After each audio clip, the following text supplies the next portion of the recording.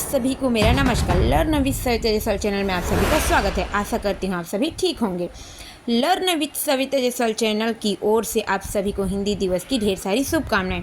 14 सितंबर 2024 हिंदी दिवस के पावन अवसर पर आप सभी के लिए कुछ प्रश्न हैं जो प्रतियोगिताओं में भी पूछे जाते हैं। तो एक बार पुनः फिर से आप सभी को हिंदी दिवस की ढेर सारी शुभकामनाएँ, ढेर सारी बधाई। तो चलिए देखते हैं हिंदी दिवस के लिए मेरी ओर से कुछ शब्द हैं। भारत में हर भाषा का सम्मान है, भारत में हर भाषा का सम्मान है, पर हिंदी ईश्वर का वरदान है। हम भारतीय सभी भाषाओं का करते हैं सम्मान, हम भारतीय सभी भाषाओं का करते हैं सम्मान, पर हिंदी ही है हमारी पहचान, पर हिंदी ही है हमारी पहचान। ऊंचाई के शिखर पर हिंदी को पहुंचाओ, ऊंचाई के शिखर तक हिंदी को पहुंचाओ। हिंदी की पहचान पूरी दुनिया में बनाओ, हिंदी की पहचान पूरी दुनिया में बनाओ।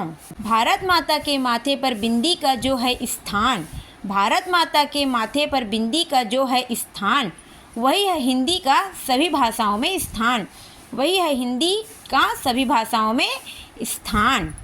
तो चलिए अब MCQ देखते हैं हिंदी का। हिंदी दिवस कब मनाया जाता है? हिंदी दिवस कब मनाया जाता है?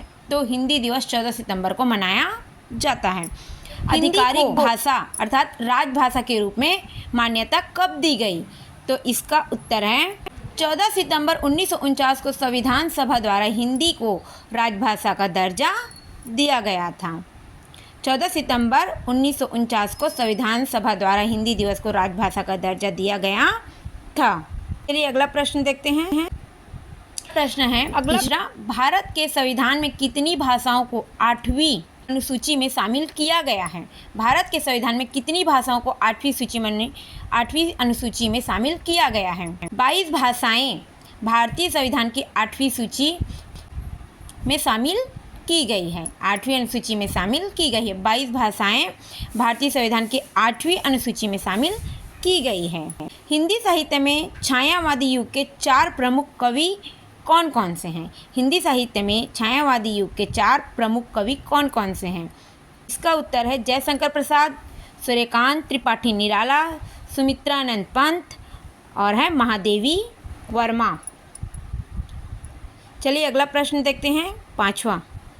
पांचवा प्रश्न है हिंदी भाषा किस लिपि में लिखी जाती है? हिंदी भाषा किस लिपि में लिखी जाती है? तो वो है आप लोग का देवनागरी लिपि। छठवां प्रश्न है हिंदी की उत्पत्ति किस भाषा से हुई? हिंदी की उत्पत्ति किस भाषा से हुई है? हिंदी भाषा की उत्पत्ति अपभ्रंश भाषाओं से हुई है। अपभ्रंश भाषा की उत्पत्ति प्राकृत से हुई है।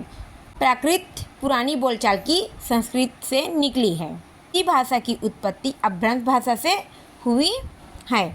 चलिए अगला प्रश्न देखते हैं। अगला प्रश्न है 7वां, हिंदी के किस कवि को राष्ट्र कवि कहा जाता है? हिंदी के किस कवि को राष्ट्र कवि कहा जाता है? रामधारी सिंह दिनकर को राष्ट्र कवि कहा जाता है। रामधारी सिंह दिनकर को राष्ट्र कवि कहा जाता है।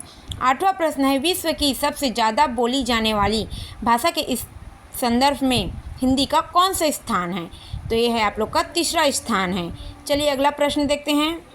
अगला प्रश्न है भारत में किन राज्यों को हिंदी बेल्ट कहा जाता है? भारत में किन राज्यों को हिंदी बेल्ट कहा जाता है? उत्तर प्रदेश, बिहार, मध्य प्रदेश, राजस्थान, हरियाणा, झारखंड, दिल्ली, उत्तराखंड, छत्तीसगढ़ और है हिमाचल प्रदेश। यहाँ पर 10 राज्यों को हिंदी बेल्ट कहा जाता है। उसके बाद है अंतिम प्रश्न है हिंदी भाषा के लिए पहला ज्ञानपीठ पुरस्कार किसे मिला था? हिंदी भाषा के लिए पहला ज्ञानपीठ पुरस्कार किसे मिला था? तो ये उत्तर है आप लोग का सुमित्रानंदन पंत को वर्ष 1968 में मिला था। हिंदी भाषा का पहला ज्ञानपीठ पुरस्कार सुमित्रानंदन पंत को मिला था। आशा करती हूँ यह वीडियो पसंद आई होगी। तो ऐसे ही हिंदी व्याकरण से संबंधित और वीडियोस के लिए मेरे चैनल के साथ बने रहिएगा। धन्यवाद।